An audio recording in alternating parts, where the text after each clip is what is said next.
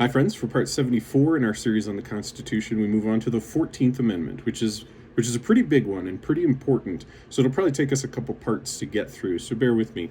The first thing to note is that this amendment came a few years after the 13th Amendment and after the Civil War ended, during a period that we generally call Reconstruction.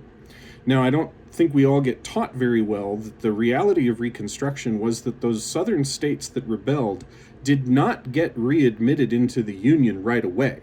It took several years.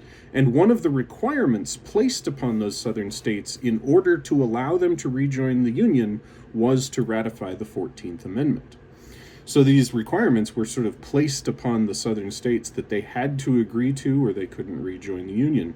And that, as much as the war itself, I think is responsible for a lot of this like southern animosity toward the northern states that you see in those post-war years. And some of it still continues today. Like when you hear that southern states still teach it as the war of northern aggression, for example, like that animosity that leads to that terminology like comes from the war, of course, when so many people were killed on both sides, but also from Reconstruction when the northern states sort of imposed their will upon the southern states in order to rebuild the Union. Stay with me for the next parts and we'll get into the actual sections of the amendment, and stay woke, Patriots.